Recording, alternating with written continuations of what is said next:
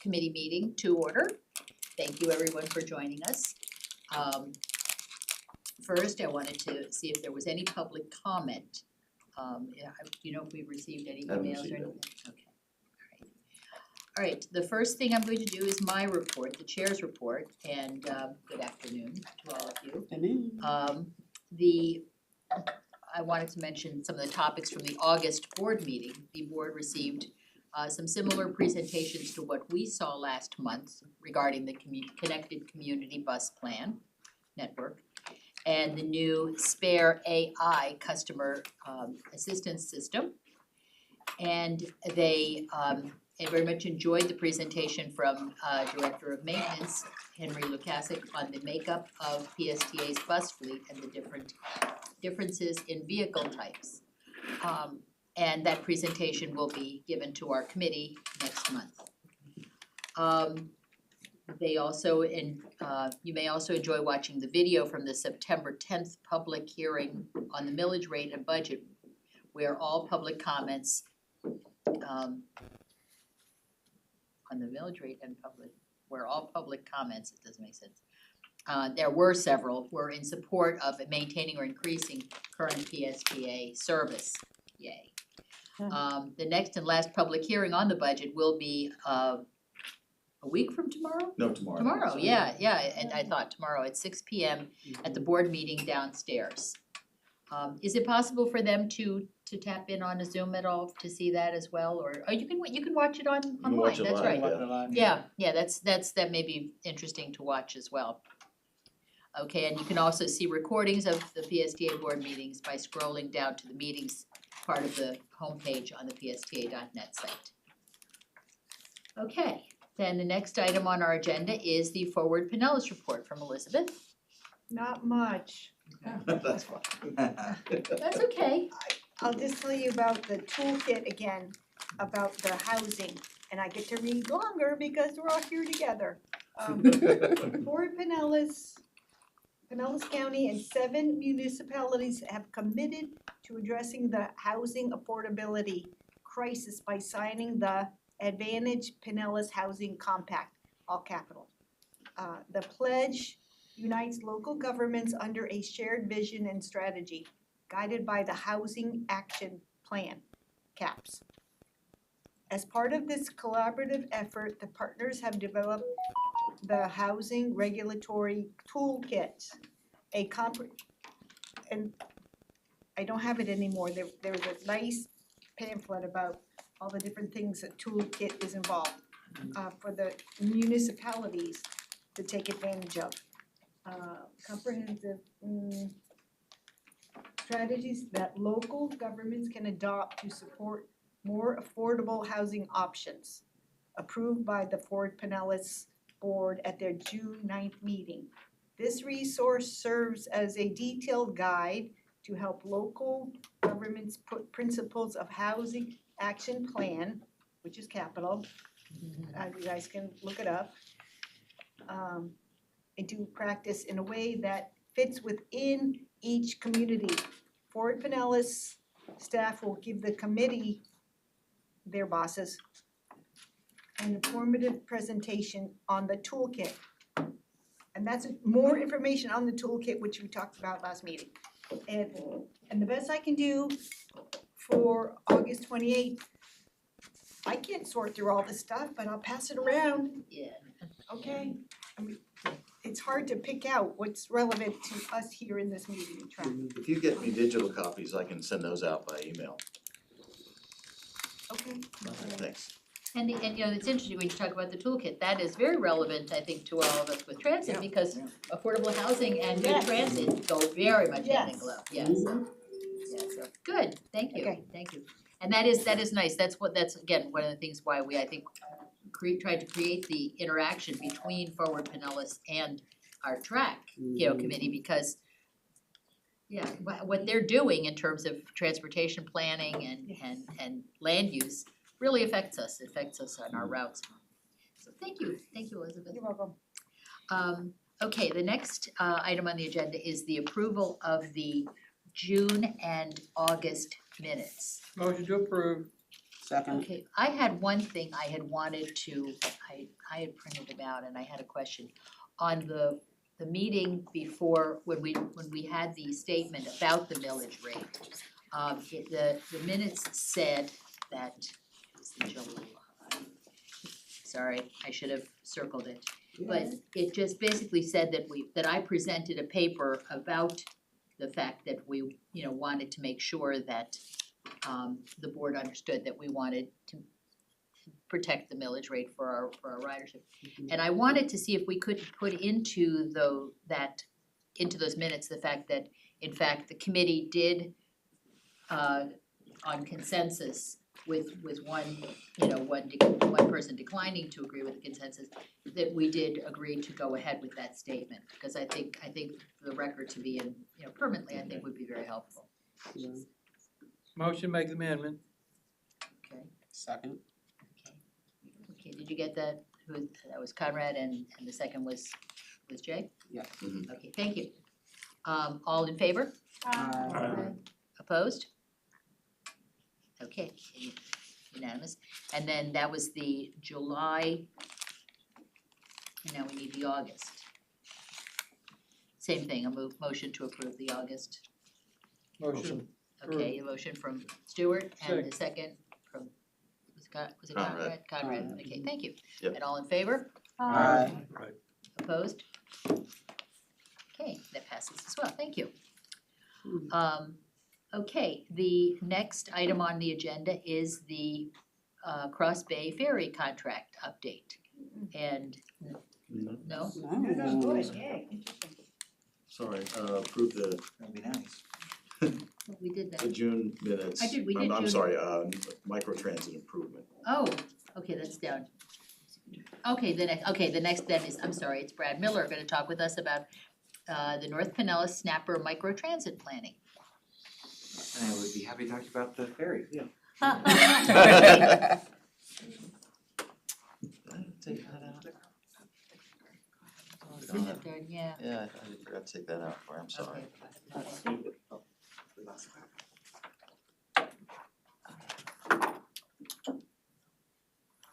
That may have been. Well, I'll stop following this and go back to following this. It didn't save for me, because I remember rewriting that and taking it out. There we go. Okay. About a week ago, I had a dream. To greet all of you, the track committee. And I wanted to give this presentation to update you on a discussion that you had, especially led by your great chair, Gloria. We're always trying to improve all of our services and make them better. And there's a lot of interest by our board and by lots of folks in us providing more microtransit services. This is a nebulous concept to describe a lot of different kinds of services, but basically connecting services to our regular bus network. And the new connected community bus network going into effect in a month has this included in northern Pinellas County. This is the map of the new routes that are gonna go into effect on October 26th in a month with the connected community bus network. And these purple, there's actually 3 purple splotches on here, or zones, that are going to be microtransit zones. And those were not very well defined by the consultant 6 months ago, but we have tried to come up with a better way to provide those services. This is northern Pinellas County, this is US 19, this blue line going up the middle. On the right-hand side is Safety Harbor. And we have had a service called the 814 that serves, we had a bus route that went into Safety Harbor from Countryside Mall, right here. That was very low ridership, and the board voted to eliminate that and replace it with an on-demand service called the 814. That has not had very high ridership for the last 2 years. And this is what your great chair expressed strong concern about how it actually operated. Because as you all know, as bus riders, and as I know, in the modern era, the way that most people figure out how to ride the bus is by going to Google Maps Yep. and typing in where you wanna go, or you go into the transit app and you type in where you wanna go, and then it tells you the bus routes that you get there. And if you type into Google Maps right now, or if you type in the transit app and you wanna go down to the Safety Harbor Spa or someplace in Safety Harbor, it says walk. It says No walk the whole way Right. there, because it does not That's right. really work. And we know that. So then the plan adopted a second on-demand zone here in the top of the world, Sunset and Keene area, that your great chair, ultimately, that eliminates a segment of a route that is low performing, and that's why she voted against the plan, because she happened to ride that service, understandably. So I have been very thinking about this a lot and wanting to serve the track committee, because I think you're totally correct that the service has to work with the apps and the make sense for an easy to understand way that people can ride it, which is the 814 has not. This past spring, we instituted an on-demand service called the Grouper, which is an airport shuttle from St. Pete Clearwater Airport to Clearwater Beach.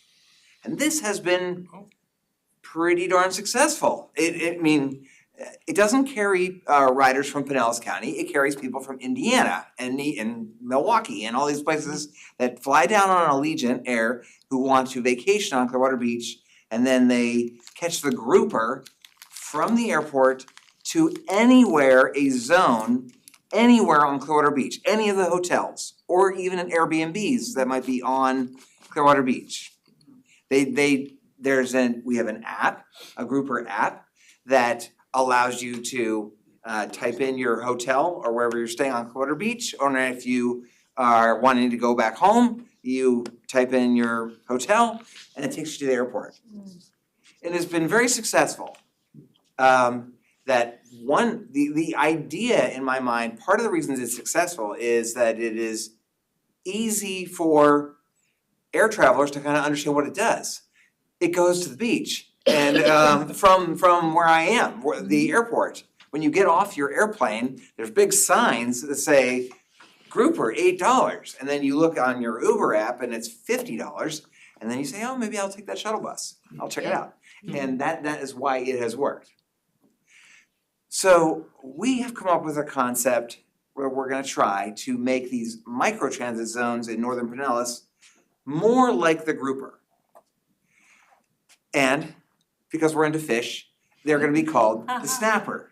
They're gonna be called Snapper routes. There's gonna be a Clearwater Snapper route for the Clearwater one, and a Safety Harbor Snapper for what was formerly known as the 814. We're gonna take this idea that the Grouper has, in that case it has the airport as a single stop to a zone. We're gonna do the same thing with the Snappers. The Clearwater Snapper is gonna have 2 fixed stops.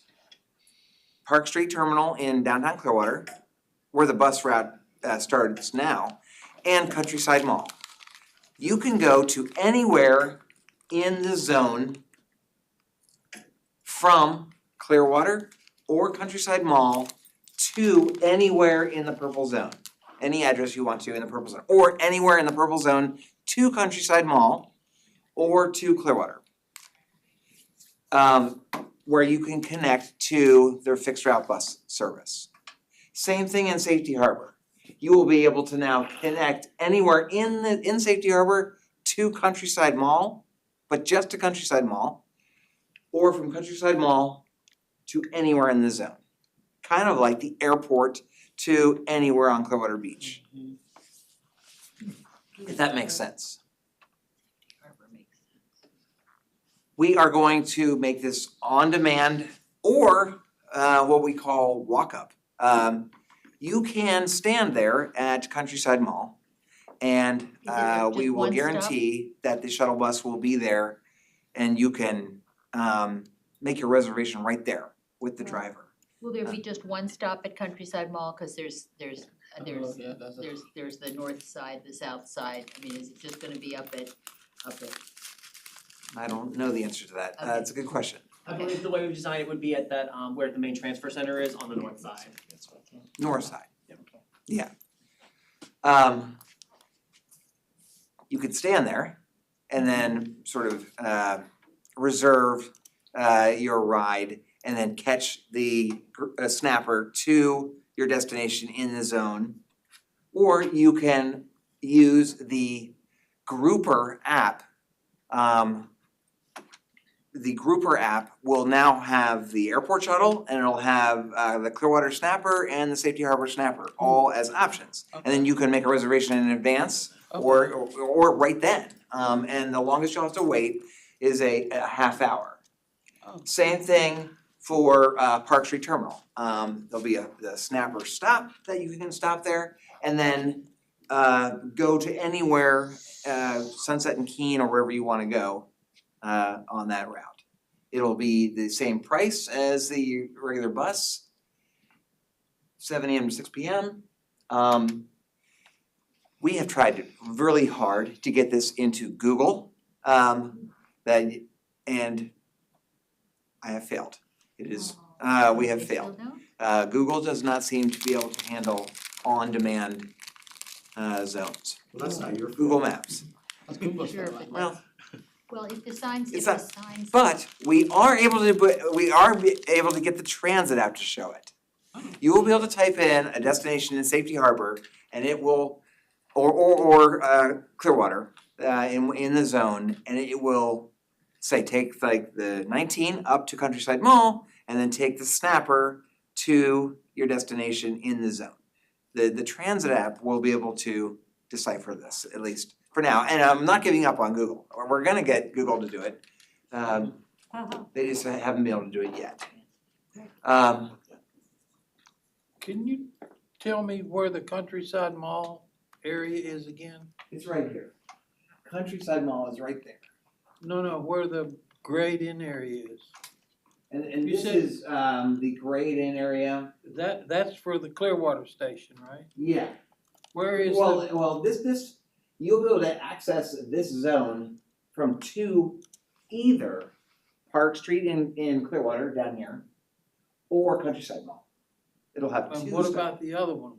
Safety Harbor will just have one.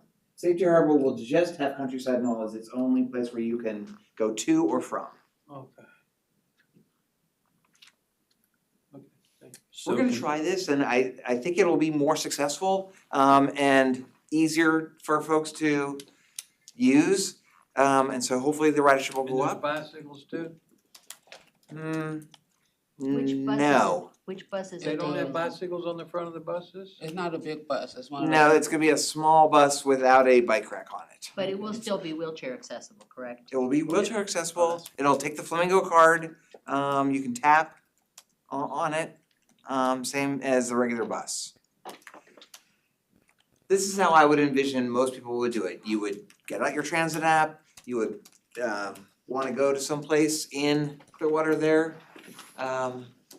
It would tell you need to make a reservation on the Snapper. It would have a link hopefully to the Grouper app on your phone and you'd make your reservation. I'm hopeful that this will be a little bit easier to utilize. What's the latest hours on that? 6. 7 AM to 6 PM, at least as we're starting this. Monday through Saturday. Which is what the bus route used to be Yeah. before. Because I had a business meeting in, on West Bay. And I was able to get there fine. Coming back, I guess the bus, whether it left early or I just had noticed the time wrong or Transit App had it on there wrong. And I missed it by just a few minutes And I had to walk quite a ways to make, to actually get a bus. And I even tried on the Direct Connect, and it said you had to be at certain locations, and you had to do that ahead of time. And then I got the voucher the next day for doing that, which didn't do me any good the next day. Oh, right. Well, that, but first of all, West Bay would not be part of this, cause that. Yeah, West Bay is that's down well below south that. here. That's like Largo, but. It's down in Largo. But yeah. that's an interesting point about the time of day, is that, I'm sure time, the signage will have to, people will need to understand when they can use it. What about if people want to use it, need to use that within that purple zone? If they wanna get on at, like I know, there was one of the people that complained at the board meeting, it was a woman who has kids in a school there. You know what I mean? And it may be traveling from one part of the purple zone to another part of the purple zone. Would they have to then take a bus to Countryside Mall and then take another bus from Countryside Mall back to a different spot in the purple zone? Yes, mean to make it I mean, hard. the way we're designing it, yes, they could probably just tell the driver and they, to drop them off, without taking them all the way to Countryside and back. That may be one of those things that is part of the evolution of this, is that the very small number of people who maybe need that. Because the other thing I know is, I know there are people that would take like the 67, cause I would ride the 67 from Countryside Mall to Park Street a lot of times, and I see people getting on and off. But I would see a number of the people that were already on the 67 coming from like Oldsmar that were going to somewhere in the purple zone. Those people would then be able to take the new 78 version down to Countryside Mall and then switch to one of these buses to Yeah, get to right. the purple. Correct. How would they then be charged fare? Cause would that then be 2 rides? Because before they would be charged just the fare from wherever they were going to where they were going to. Yes, they would have to pay another $2.25, But if they were on the app, then it would take them to the monthly fare anyway, Yeah, right. essentially. Yeah. yeah. Or if they, if they rode enough, and $5 is the most you ever have to pay in one day, Okay, so you might not have to pay. Yeah, okay, cause that's Yeah. right, cause then they'll have to go back home too, so, okay. Brad, can you tell us what's in that purple zone in Clearwater? Like, I'm looking at it and I know the area really well, but I think you said that big Top of the world, On top top of of the that world. top of the world development is this whole area where there's this road, what is that called? That curves, That's Belcher, That's isn't it? Belcher, I think. Belcher No, goes Belcher. Yes, Belcher. this is. Oh, Belcher Road? One of those is Belcher, Yeah, Belcher's one that splits. top On of the the world. eastern side of the Belcher's zone, split. when it kinda like goes east and it goes down a little Oh, bit. right here, a little bit out of the zone, is Yeah. top of the world actually. Yeah. Right up against US Well, 19. they have a bus that goes right through there anyhow. Yeah. It's Hercules Not- as well, right? No? Yeah, That's East- one of the east ones one that's is one on going top of away, the I purple. think, the goes to 77. Well, I've been on it, not many people ride it from And there. then, like that surprisingly. woman Yeah, that it's just came, on the woman that came to our track meeting, was in this neighborhood of Sunset and Keene. Yeah, Well, wonderful. exactly, that's right. She'll be happy. Are you gonna Well, discuss all the bus depending where she going to goes, Tampa, that depending used to where be the 812? I wasn't planning on talking about that, that's essentially still running as a fixed route. It's just as bus stops, it's not really a micro transit, even though it is a smaller bus. It's a fixed route service that just runs. Well, it's changing, right?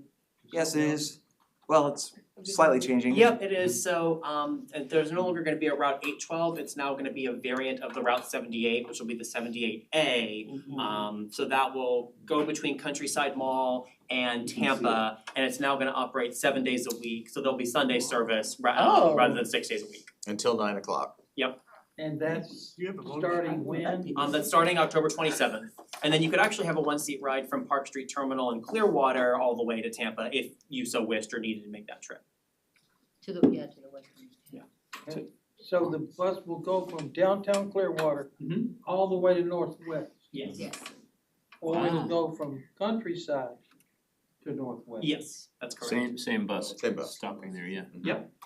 That's wonderful, cause that was a, And the earliest it runs is what? I wanted to run 6 a.m. 6 a.m. Yep. Monday through Saturday, and then 7 a.m. to 9 p.m. on Sundays. Did you memorize the schedule, Bob? Well, I was out on Park Street all last week. Perfect.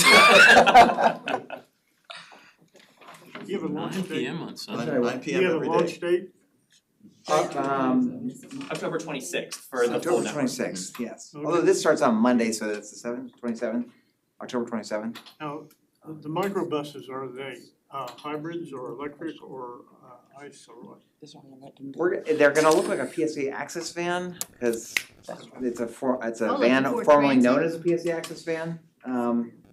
So it's gonna be like, what are those, Those the are Ford Ford, Transit. the Transit, like a van, kind Yeah. of service? Now, does this involve building any more stops or shelters? or- No, well, it's gonna have the stops, it's going to have a stop at Countryside Mall and a stop in Clearwater, By at the Park way- Street. No By the shelters yet? No. Okay.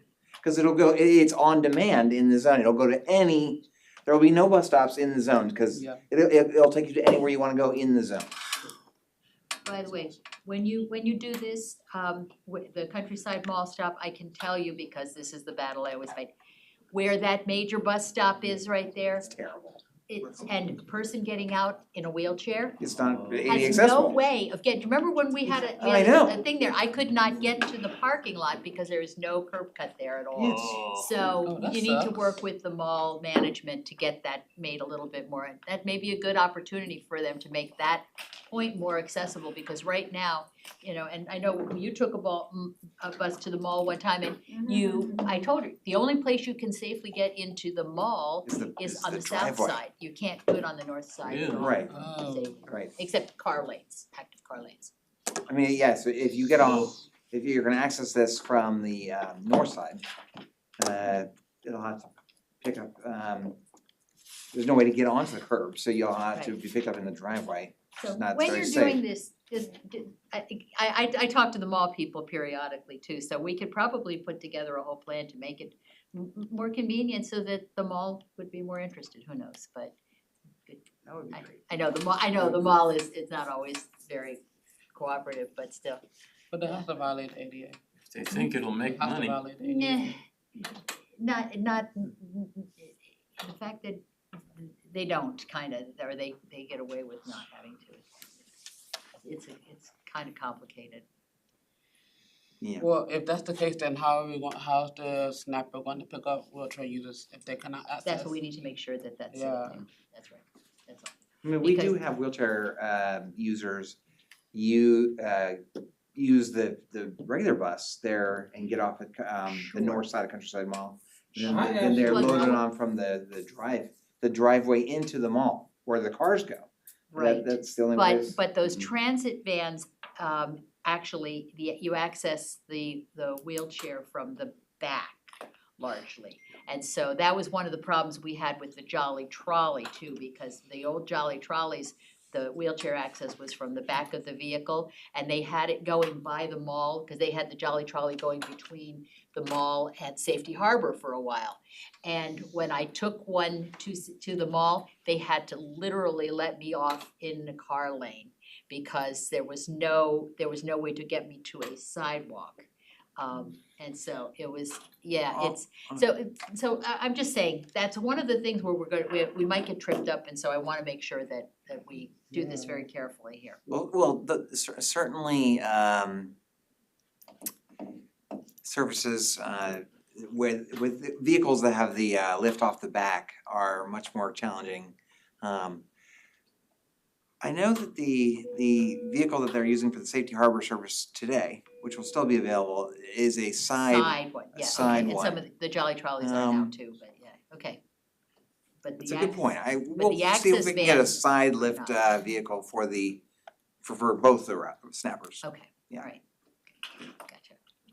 Yeah, see, And very that's a inspiring. That was the summary of my presentation was you inspired this. It's gonna be better. Thank you. so- Well, no, we need it. I mean, it's like, Yeah. I used to go to Safety Harbor all the time and I never, ever, ever go anymore.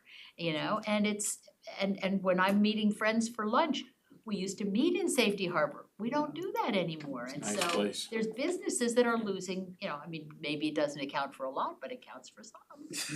Yeah. You should be able to take a bus to Countryside Mall and have and order the snapper to take you anywhere in Safety Harbor. Yeah. Yeah. That's gonna be dope. That'd be Okay. incredible. It's gonna be dope. Thank you. Thank you. Thank you, Brett.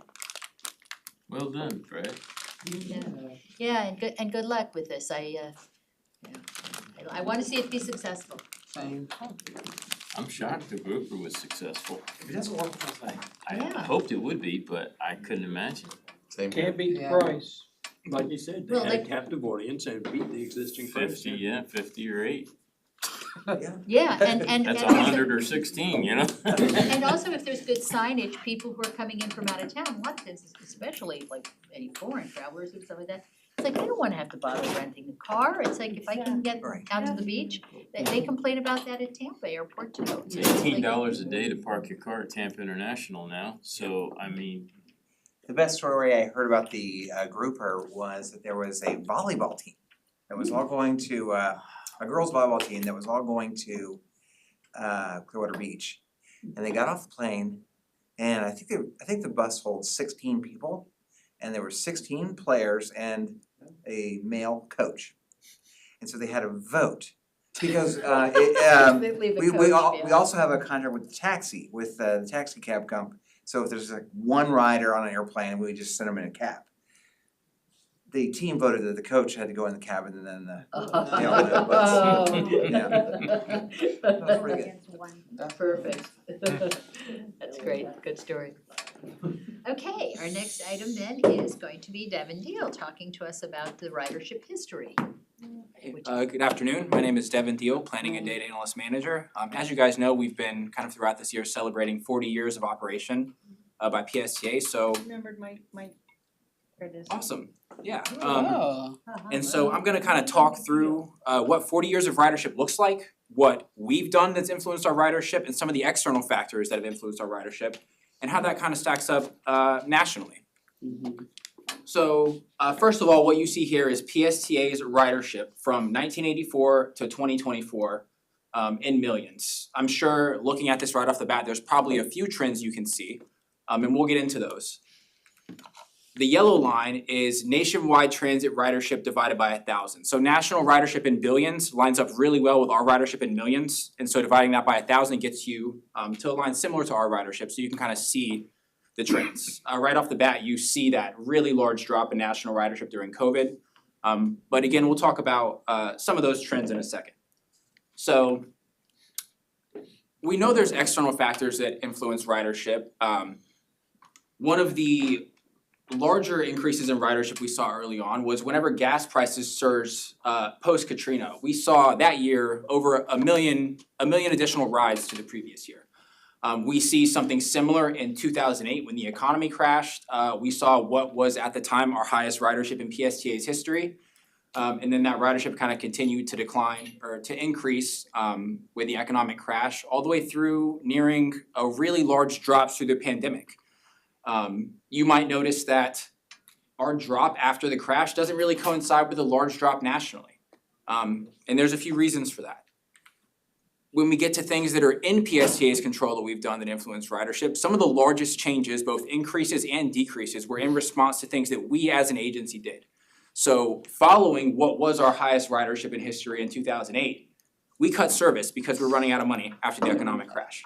And we saw in response to that, even though economic conditions showed that we really should have seen higher ridership, more people, more demand for the bus, higher gas prices, everybody's strapped for cash, ridership should have gone up. We cut service and ridership dropped. You see following that peak, what is our highest ridership of all time in 2015, we increased fares to $2.25. In response to that, we saw what was one of our largest ridership drops in history. Coming down through to the pandemic, we did have a pandemic, but also in response to the pandemic, we reduced the service that we had on the road. Saw another really large drop in ridership. To try and help the county as best as we could during the pandemic, we went fare free so that it was easier for people to use the bus, less things to worry about. And while we were fare free, in spite of the pandemic, we saw ridership increase whenever we didn't see that same trend nationally. So next, we reinstituted fares after COVID, and we once again saw an extremely steep drop in our ridership to what was our lowest ridership since about 1997. Following reinstituting fares. And then along this roller coaster, we also launched the Sunrunner, And percentage-wise, that resulted in our highest ridership increase percentage-wise in PSTA's history, about 19%.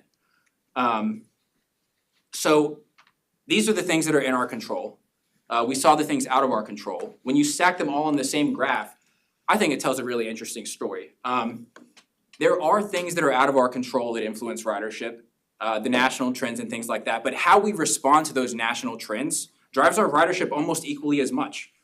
So as an agency, we really do have a place in responding to the national trends that we see, to economic crashes and things like that, to help our community as best as we can.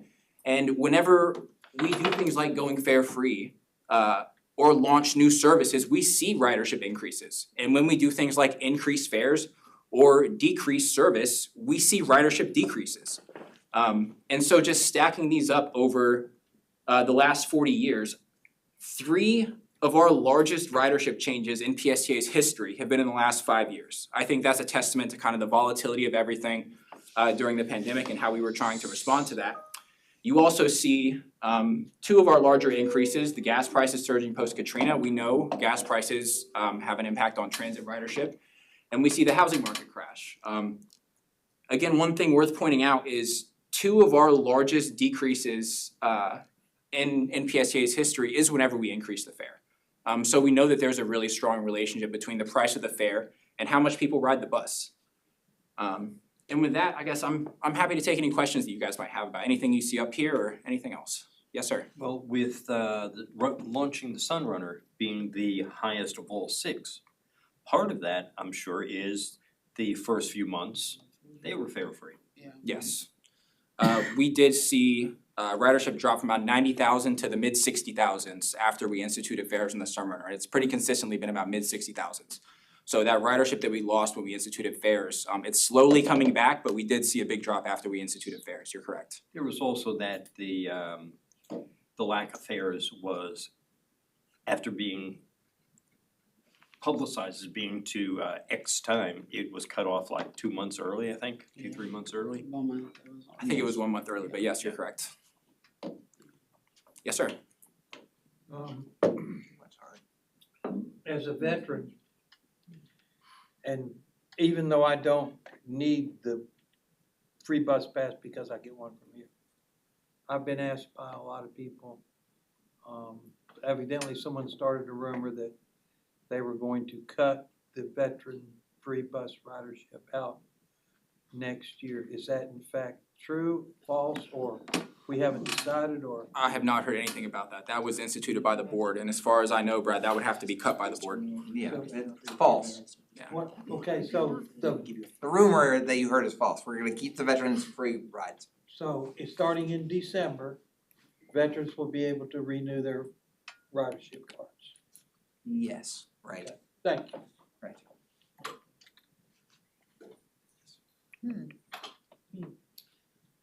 Yes, sir. We have fiscal year 24. Yeah, it ended with fiscal year 24. Fiscal year 25 ridership is on track to be slightly higher, but the last year here is fiscal year 24. So even though it's going up, even though we started charging Sunrunner. It is still slightly going up. We do see that reinstituting fares or changing fares, there may initially be a pretty steep drop off, but in the next few years, that ridership tends to level out and you see what the demand really is with the new fare prices. And so that's kind of what we're seeing now. You see that there was not a really large increase between 23 and 24, and it's gonna be about the same between 24 and 25. So still kind of a marginal increase, slightly crawling up as riders adjust to the new fare prices or the reinstituting of fares. Yes, sir. Did the hurricanes have any significant impact on ridership? They did in fiscal year 25 this year. So at the beginning of the year, we were pretty consistently 2 to 3% higher ridership than last year every month. Since the hurricanes, we saw that's either flat or we're 1 or 2% lower than the same month last year. And whenever we really dig into the data, we see that it's a lot of times where the ridership has gone down is on routes that are serving the beaches, routes serving more touristy areas like downtown St. Petersburg and things like that. We have seen those. Interesting to me to see a comparison between an increase or decrease fluctuations in the bed tax as compared to ridership. And the what? Bed tax, Right, yeah, that would be interesting. It's interesting that you brought that up because I know just this morning, a board member was talking about the fact that tourism is off at this point right now, and I don't know if that's, again, only affecting the beach routes or if that's just Pinellas County-wide, I don't know. So we have talked to Fort Pinellas and they told us that countywide tourism is down, not just the beaches, but out of town or out of state resident or people visiting Pinellas County is down. And the average daily traffic volumes this year are lower than last year. So I'm sure that it's probably mostly the beaches, but we know that it's not only the beaches. And well, we lost a whole baseball season too. That's, good point, and the I Rays. think Devin, I think you maybe showed a presentation before of the Sunrunner stops, which goes to the beach. Yeah. The ridership at the beach stops is down. And then of course in Tropicana Field where there is no baseball, down. But then all of the other, like the downtown St. Petersburg stops, especially USF St. Pete, students just took a while to find the Sunrunner, I guess, are way up. And the news station is doing very well. So I mean, it's like, Yeah, and to Brad's point, it's not only at the beach in downtown, we see that on First Avenue South where the Sunrunner is traveling to downtown, ridership is up on all of those stops on First Avenue South. So more people are going into downtown. But on the reverse, we see less ridership on First Ave North where the bus is traveling west into St. Pete Beach, meaning less people are getting on the bus to go to the beach. Yeah. So it's kind of the reverse, we see an increase in ridership going to downtown and a decrease in ridership going to the beach. Very interesting. Interesting. Yes, sir. I don't know if this is part of what you do or not, but is there any intentions to, well, as you're riding the bus, you know, you'll hear something like, I don't know, the thing going to the beach when they had spring break. Are there gonna be any announcements being made for veterans starting at a certain period to tell them to remember to renew their things, or any signage or anything like that, so There that should be, but not.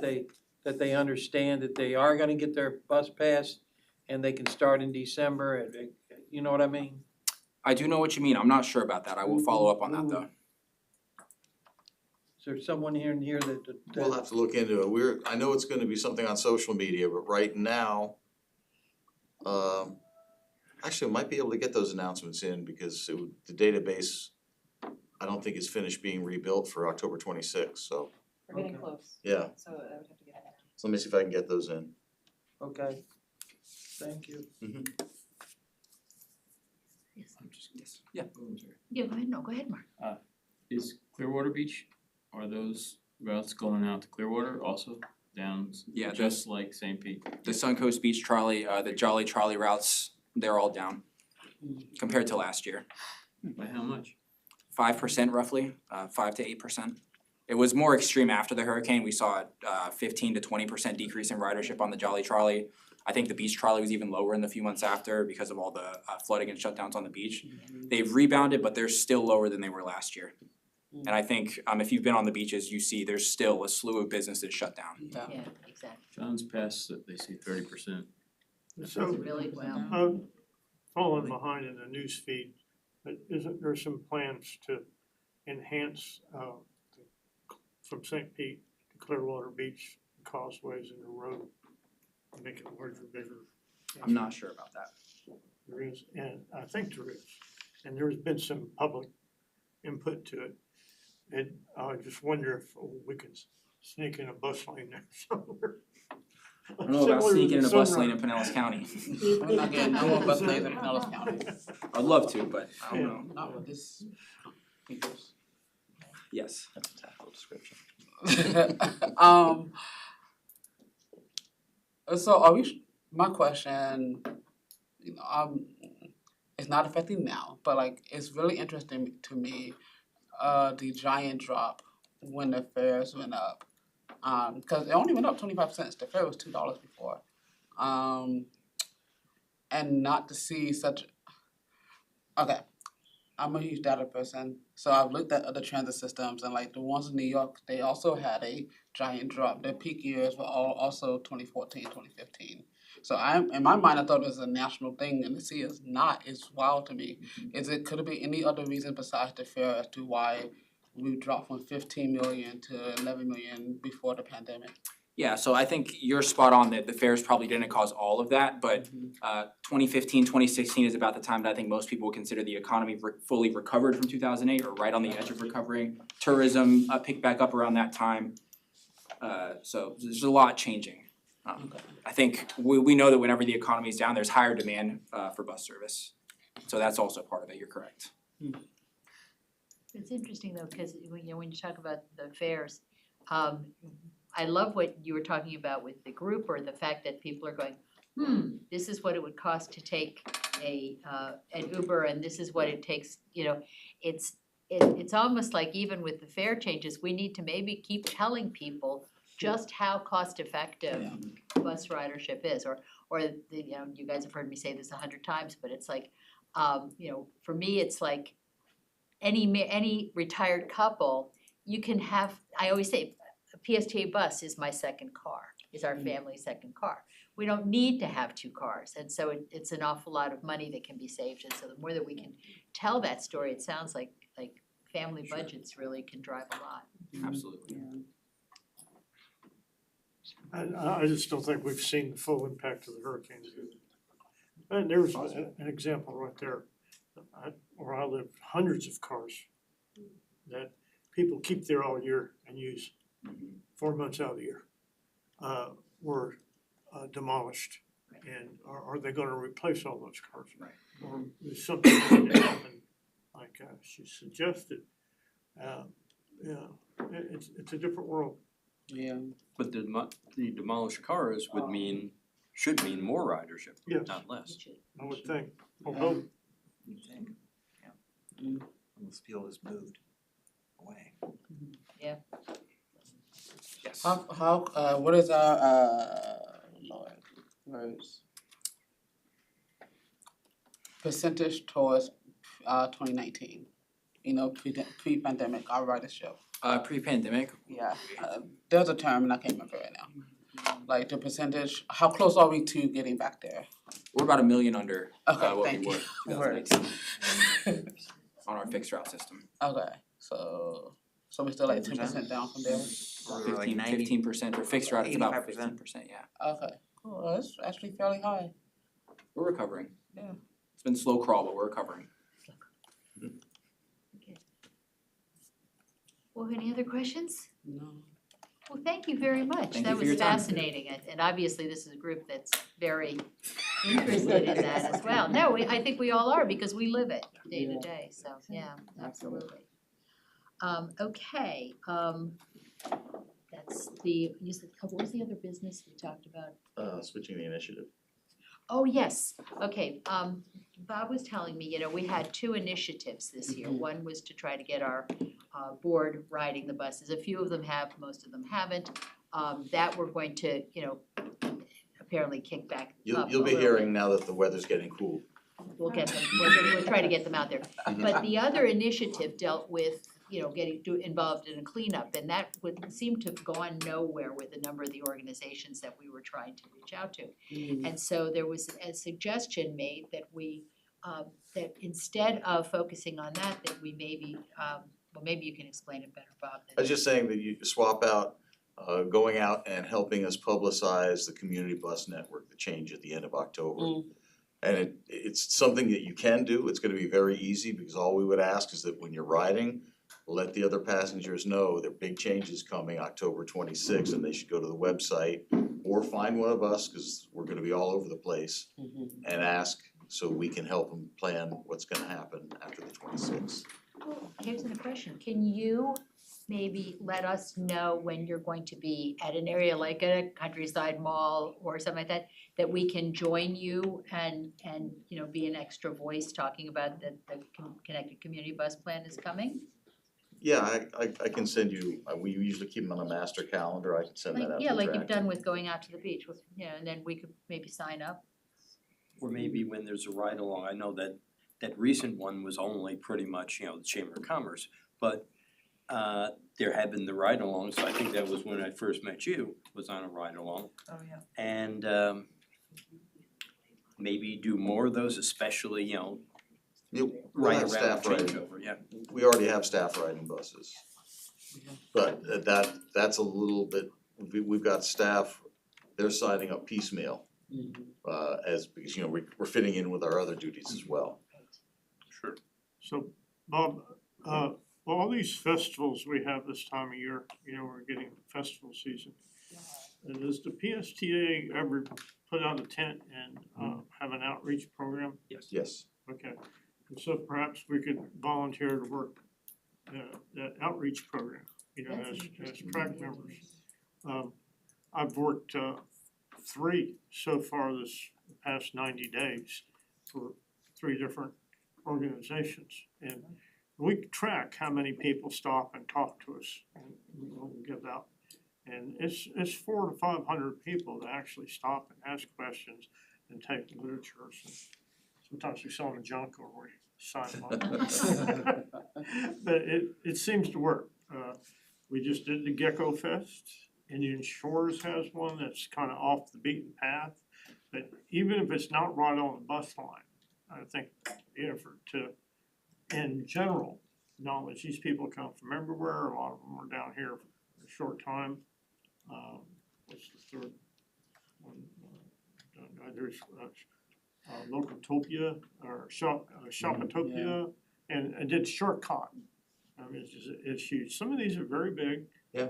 And there's some costs sometimes with it, but it's good. We're usually at those. If you keep us posted, I mean, I would sign up to go. Okay. Stand there. I think that might be a I'll fun. help I'm a out, battery sure. fan and Yeah. There's Localtopia, there's Shopapalooza, something like that. Shopapalooza, that's Yeah. the crazy one. Those are both real big. Right. Mhm. The Rib Fest. I hate it. Rib Fest we don't do because of the span private. of it and it's not as concentrated. But definitely, Pride, Localtopia, Topia, whatever that one is, Yeah. Collard Green, Most there's a of lot these of them. things are quality of life. Yeah. Yeah. And that's, so you actually fit in with Shark Talk. What about, since it's going to be spanning quite a ways, but people usually hit the whole thing and it's right about when the changes are, what about at Halloween on Central? Yeah, we're there. Okay. We never missed one. Okay. I thought I had seen the PSGA booth there before, but I figured I'd bring it up, so if it wasn't, then Yes. we should be. So I'd be okay with changing the initiative to help promote the change. Oh, okay, I moved that then. okay, you're making a motion, okay. Jay made a motion that to change our initiative, that second initiative to us trying to work with PSTA to be the voices for the changing the connected community bus plan. I second that. We got a second from Stewart, okay. All in favor? Aye. Right. Okay, anyone opposed? Okay, it passes, thank you. And now Gloria asked me to give an update on our outreach here. We started last week at the terminals. We are assigning different departments at PSTA, different areas. In my department, marketing outreach, we handle Countryside and Park Street Terminal. Jacob and Devin planning, they're gonna handle Grand Central Station. They've already been out there for hours. We'll continue the rest of this week. This week, we started actually riding buses to tell riders. That way we get people in between because not everybody's gonna go to one of the major transfer areas. And this is going to continue and continue ramping up more and more until the 26th, well, actually, well past the 26th, because we wanna be out there afterward. And we're getting our we don't have any handouts just yet, but they are in for printing. So we will have booklets and lots of information to get things to people in their hands, as well as on our website and using some of the other like Transit app. we should have a, we're gonna have a preview feature, is that still? Yes, it'll be called Network Preview. Thank It's you. not live yet, but it should be live within the next week or two, I suspect. Unfortunately, the on-demand zone is not gonna be included in the network preview because they're still working on the development with our vendor Spare on that. But all of the fixed routes will show up as network preview to where you could plan your trip in advance of the launch. But we'll definitely let you know as soon as that's available. Finally, the transit app is getting more accurate instead of getting less and less accurate, as it had been for a while. You found it being more accurate? Now that they put in that transit app, was it 2.0? It's finally more accurate, yeah. Long time coming, but it's finally there. Okay, I'm all set. Okay, I'll go to Conrad and then I have a comment about the If we spare. were to have the maximum number of people that we were allowed on this committee, what is that number? There's no maximum set. And the second question is, I don't think I see a student on this committee, and maybe we should work to avail ourselves of that opportunity. We regularly do that, we regularly promote it, and we used to do very well before the UPass. But now since they all ride free anyway, there's not much incentive for students to come here, and usually they come for a year, they graduate and they're gone. That's been our major bugaboo. If you know a student who Yeah. would like to do it. Yeah, let them know. Well, what is our maximum number? Well, we have a slot for a student rep and then what we call an alternate student rep. But we don't have a maximum number for the track, although we don't like to go much over 16, And how many do we have presently? 12. So we've got room. And what, not to throw these people under the bus, but how many times have they not come?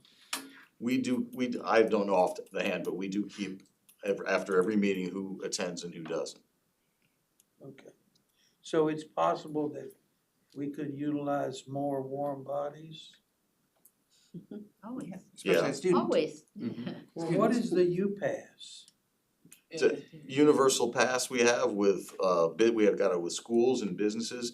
Like it started with USF. USF pays us a fee, and then that fee goes to paying the fares for the staff and students. So if you're at USF, you show USF St. Pete, you show your ID, you ride without paying.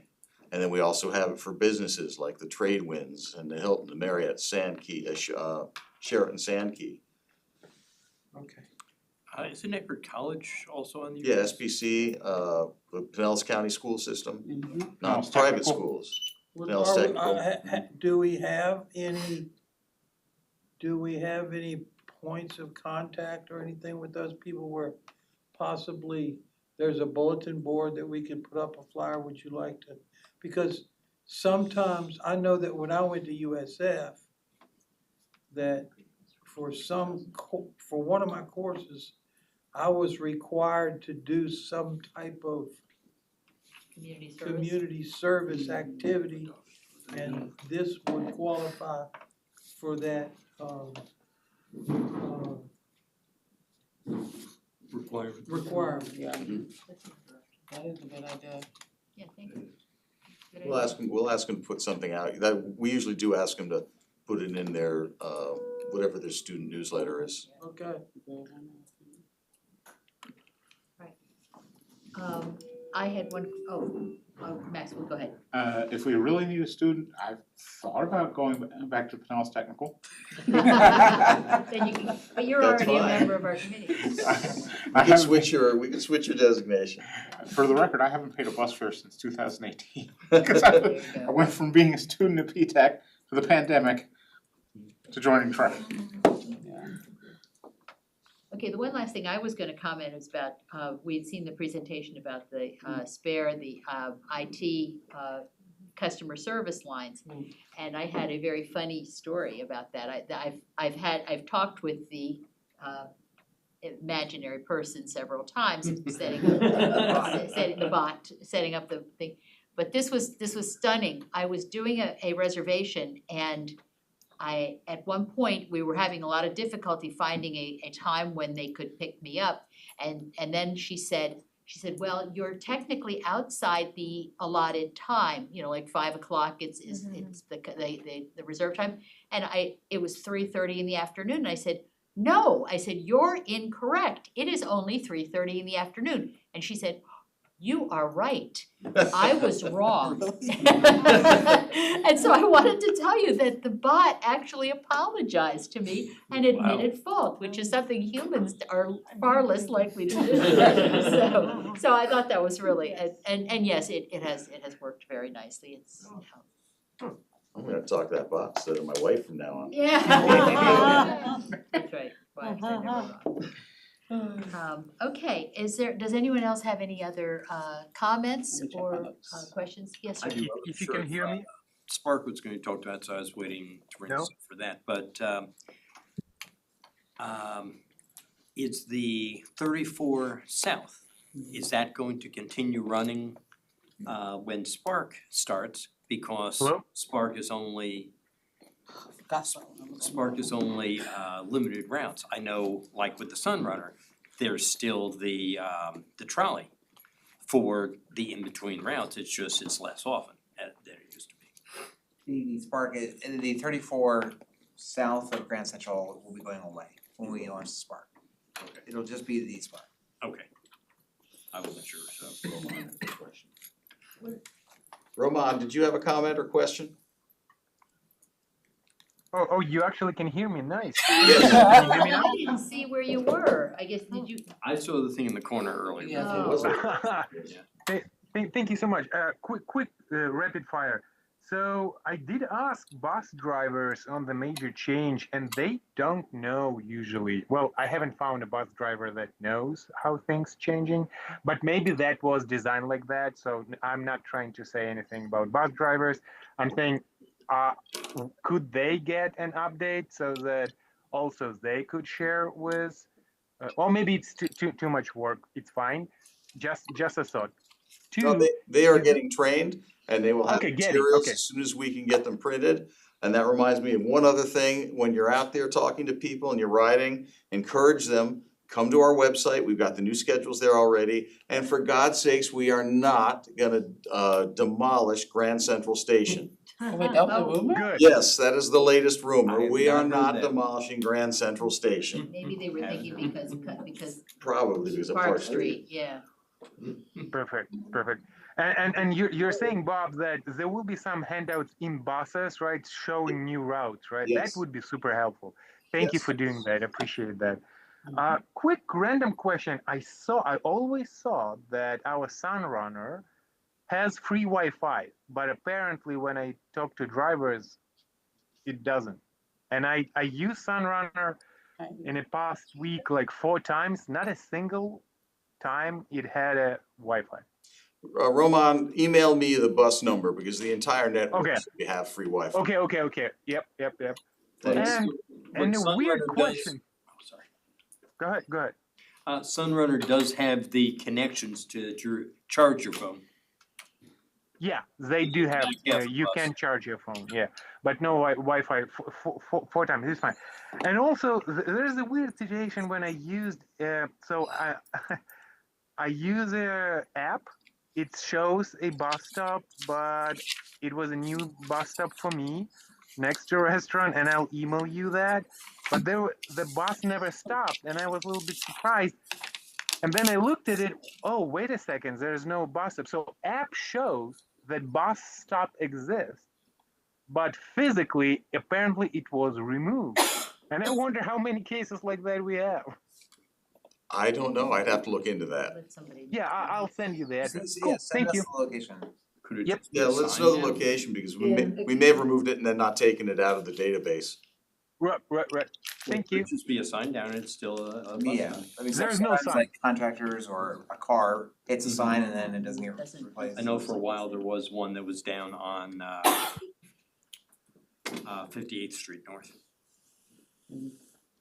Yeah, Well, they're all over the county. 3 Yeah. meetings ago, I think, I told somebody, and this, I can't remember where he was from, about the fact that on 4th Street, there are literally 3 bus stops within 2 blocks of one another. One at the Hot Donuts, Krispy Kreme, one a block up from the Krispy Kreme, and one a block down from the Krispy Kreme. And I really don't see why we need 3 bus stops. And it was at one of these meetings, and I talked to somebody about it, and they said they would look into it. But if they did look into it, why are there still 3 bus stops within 2 blocks? It's Krispy Kreme. Well, it may not, it may not have the on and offs. If the middle one's Krispy Kreme. It depends on the number of on and offs and the time, because usually the bus will not stop at each one.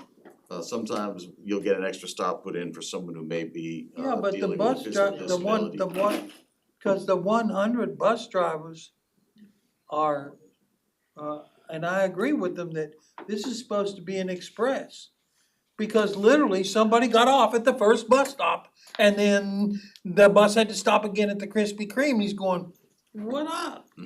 Hey, Conrad, I can also add that after implementation of the bus plan, we are looking at our core routes like the Route 4, 19, 34, to see where we can reduce or if necessary, add stops based on This is not a, ridership. the 4 doesn't stop there, because the 4 doesn't run there at Krispy Kreme, only the 79 and the 100, I think, and maybe the 9.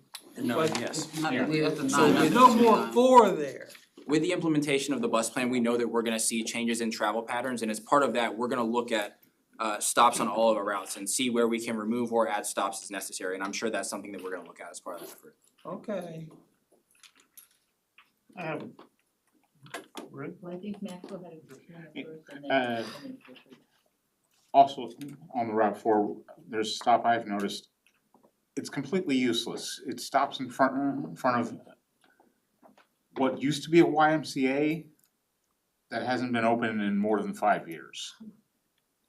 What is, Well, let them know and let Bob know, and they can always look at that. I mean, that's absolutely, that's one of the things that's nice about the connections we have here. I know if I see something wrong with the stop or something that needs to be fixed, I just send an email to Bob I've and sent Bob he many emails. immediately sends it. Yeah, and but we will also look like a stop like that, if it's not being used, it really doesn't matter whether it's there or not, but it is advertising.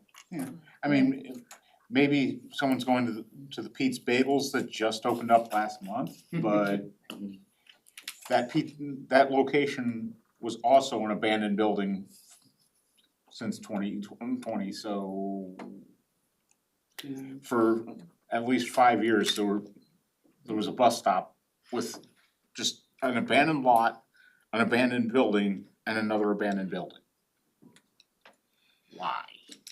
Well, we also have to remember that people don't just ride the bus to go to particular locations, they could live there. So people live in the area, I know exactly Yeah, what you're homeless talking about. people live in that abandoned building. Well, no, Not there that- may be a neighborhood trust, behind it and stuff like that, that's what's been my experience as well. I like to have to comment on something, because that's our job here, is what we see and what we hear.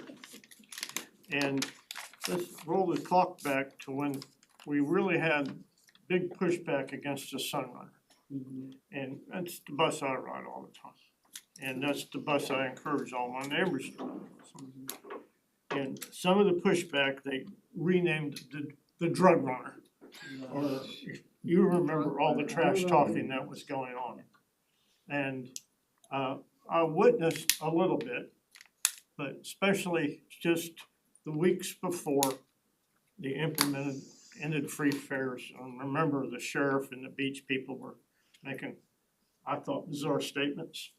And so I wrote it quite often, and I talked to the bus drivers, just how bad is it? And the worst thing I ever observed was people standing, because wasn't a seat available. But someone had their laptop and their chargers, and they were taking 2 seats. And, you know, I got off downtown and got back on the bus an hour later, and that person's still doing it. And so I asked the bus drivers, I said, how bad is it really? Well, if they would just turn off that stinking Wi-Fi. Yeah, but yeah. And so I thought they had turned it off, to be honest with you. And I'm not sure I would welcome, that might be something we need to think about, because people will get there and park on a real hot day, park on that Sunrunner and take up 2 seats. I don't know if they're running their business out of it or what, but that's where part of all that pushback we were getting and all that crazy talk originated. But don't get rid of the Wi-Fi Yeah, for the we all people that use- aren't opening a home office on the That's right, Sunrunner. I use the Wi-Fi. I use the And we- Wi-Fi too, yeah. That's one of the I joys of riding the I just have to bus. tell you what I saw. Yeah. No, I understand, So- just if they're staying there, taking up 2 seats, That's- going back and forth, that's just the tell them, difference. sorry, no 2 seats, or no back and forth, this isn't your Who office. tells them that? Well, in fact, I've The bus seen, driver. I've seen that happen, it's a weird connection, but I remember one time taking the bus up to Tarpon Springs. And one of the bus drivers said, you have to pay another fare to go back south on the Yeah. 19. Mm-hmm. You know, Okay. even though, like a lot of times like on the 67 too, I'll get on it and ride part of it because the route doesn't loop back against itself. But the drivers can say, you need to Sure. pay another airfare, another. Well, Sunrunner's not set up- Yeah. I've heard that happen twice in just the past week. Yeah, Sunrunner's not set up that way. You can get on it and ride it until you get hungry or you need a restroom. And Well, let's give them But- something to drink so they have to take a break somewhere. and who, It's bladder minute. control. I recommend that if you're gonna give them a drink, we should have beer and there you chicken go. wings Yeah. first. Cannot, not beer and chicken wings on the bus. It's an express bus. You No, get there are on, enough you spills get on the off. bus already. But that's not how the first year it worked. And that's where a lot of that crazy, bizarre trash talk started. Because people were afraid to take a seat or ask somebody, hey, can you move your laptop? Other than the driver, is there someone, and like we've talked about that, a PSTA employee, that if you called the real-time number and said, you know, there's someone on the Sunrunner who is setting up on this stuff, that someone can actually go out and from headquarters, you know, Yes. that and they can actually, then the driver doesn't have to I do it. mean, we always have supervisors at the Grand Central Mm-hmm. along the Sunrunner that can address that. And then we also have That sounds fair good. inspector, you know, Allied Security that ride, and they have lately, well, this summer we did a whole blitz of fair inspection and added extra checkers, and Okay, Yeah, I think made a significant difference. there you go. good. I mean, it was never, most people pay the fare on the Sunrunner, even though most people do and don't do that, like you're describing, although I have heard of that, but Okay, well, that's really the solution, is to have somebody, I mean, I can't think you can't have a conductor on every bus. Right. But then again, I guess you could, but, and in conversation with, people who live in big cities who refuse to ride the bus because shenanigans go on. Sure. And nobody will do anything about it. He says, well, yes, people do things about it. The bus driver will stop and will call a policeman, you know, and oh, no, that doesn't happen where I live. That's why it happens. So, Before we go, can I say, and I mentioned it to Gloria earlier, that I had a caretaker that took the bus to come to caretake me, but she missed the bus stop on 79. And she's telling me that she can already see the changes, but she's telling me they're not gonna happen until the end of October. October 26th. Yeah, but she's seeing the changes already and she likes them, so that's Well, good good, news. let her believe it. That's good news. Yeah. And also, when I was meeting you for breakfast that Saturday, there was already a change on Route 62. It was not at 10:09 like it was supposed to be. Well, that was just a fluke that it was different that day. that day. Yeah, I don't think that had. So I wanna make sure I have it in right, there's occasionally you have checkers and the bus drivers have personnel support that are on the buses sometimes, okay? And- Yeah. And it has occurred to me, one of the things that maybe the drivers fall, it just looks like a lot falls on the driver. Hell of a lot, I wouldn't wanna be one. And when they have to stop and help somebody get the wheelchair right. You know, I was just thinking if there was somebody, if he had a helper, it should go quicker and smoother, but apprentice, interns, I don't know. Yes, I do have one thing, with him mentioning about things that some of the writers have said. And I don't know, I didn't know if I guess now it is the case that we are supposed to be able to promote the changes mentioned that we are, track. But I wasn't sure if we were supposed to, so I didn't really say anything in this situation. But I was on the 59 about 2-3 weeks ago, and one of the people was saying, why are you starting and stopping and starting and stopping? I'm getting sick. He may not have, eaten yet that day or whatever. And instead of the driver, and they had the driver support on there, instead of asking, what do you mean? Instead, they just fluffed him off, and then when he got off, they were just making fun of him after that. I had noticed, and I thought it was just me, that sometimes in the morning, I'll feel sick on some rides because of their starting and stopping. Not, they were saying, of course we have to start and stop with traffic, with stops. That wasn't what the guy was talking about. The guy was talking about putting the foot on the gas, taking it off, putting the foot on the gas, taking it off, putting the foot on the gas, taking it off when the road was clear. I don't know if they're supposed to be doing that to coast to save gas, which it doesn't really. No, takes more. It takes more, or if it's the way they drive in their own car, not realizing that it takes more gas or what. If you can let us know the route and the time and bus number, we'll send that over to safety, security and training, and they will address it with the driver. Yeah, definitely.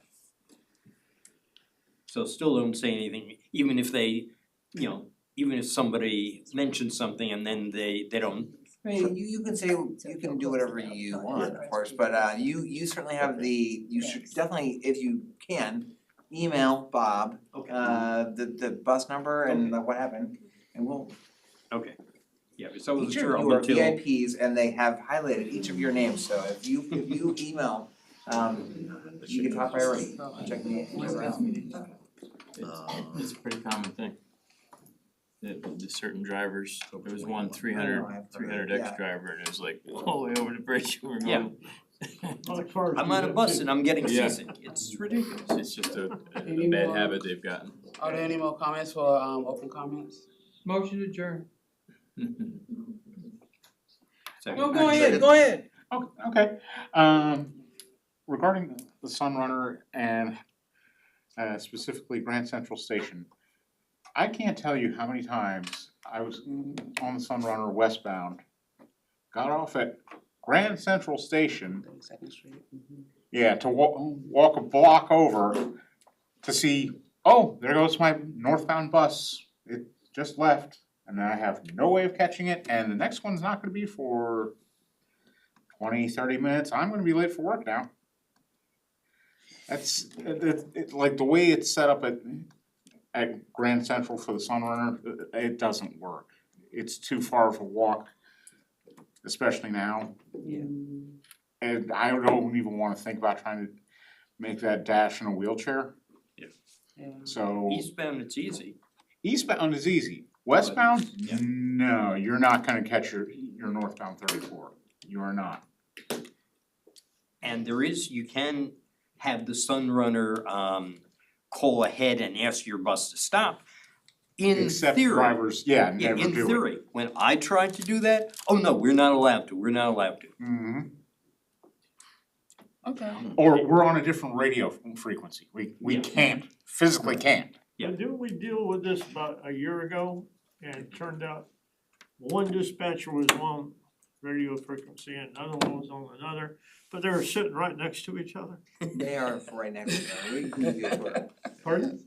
I mean, that's exactly right, they're right next to each other. Yeah, I mean, we talked about that, That was just an excuse. yeah. Okay, well, that opens up what I complained about. I'm sitting at Shops at Park Place. Now, if you've ever been in Shops at Park Place, you know there can be a bus sitting right here and another bus sitting exactly where he is. And I need to get out of my wheelchair to get on that bus over there. And this is what I say to the bus, 5 minutes before we get there. I need to get to 52 North. And according to my schedule, he's gonna be there or getting ready to pull out. And the bus driver says, well, I can't call right now, I have to wait till I get a little bit closer. And so then, as we're coming down like 45 seconds before we're gonna go, I said, can you call him now? He's sitting right there in the thing. And so I see him do something, I don't know what he did, but we're pulling in and I said, I made a public announcement on the bus. I said, is there anyone here that could walk out of the bus and walk over to that bus and tell them to wait? Cause there's a wheelchair that would like to ride their bus. Lady gets off the bus, gets on the 52 and says, and comes back and tells me, well, the driver said they can't wait. And the 52 pulled out. They're supposed to wait 5 minutes. I know that, but the drivers continue to tell you BS. That's not the rule, we don't have to do that, no, I can't. I've even asked drivers, Now, I said, who did you report that to when it happened? I called it in, Is it, every time that happens, call it in, keep calling it in. okay? Get the drivers' But- names, the bus number, the time. I know that, but when the people that you're calling into tell you, well, that's not the rule, then my head explodes even again. You don't, I complain. Their job is to pass it along to the managers and director. I know, but they want me to continue to call it in through Yeah. more normal channels. I don't know if you're aware of what happened to me in Tampa the other day about the bus driver trying to throw me off the bus because I'm in a wheelchair. Yeah, I heard. I mean, it's like the bus drivers continue just to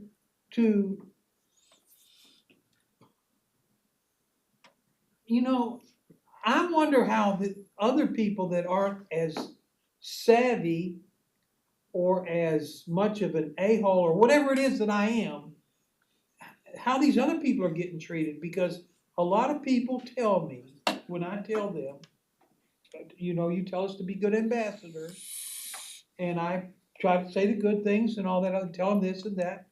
When I tell them, well, and I see these things happening to them, and I say, well, you need to call that in and complain. And 9,999 times, this is the response. I've called in before and they don't do anything. Gotta keep calling, that's all I can say. And then they just passed me by the other day and the bus driver says he didn't see me. So it's like, How you not seeing I don't wheelchair get at the bus stop? It's just a few bad apples here and there, Yeah. cause sometimes I've seen them suffering along, you know, to help people that have had. but the union won't do anything to them. Okay. Are there any other final? Motion adjourned. Second, thank you. Okay, simple, Aye. aye, nay? I Okay, thank you. Thank you. Next meeting's October 21st, 21st, yeah, I forgot. virtually, it'll be via Zoom. Hey Bob, did you used to do the announcements on the buses, your voice? The new guy's not as good, just so We're you know. gonna somehow bring it back, instead of that AI voice. Yeah, the new guys. Oh, it's an AI voice?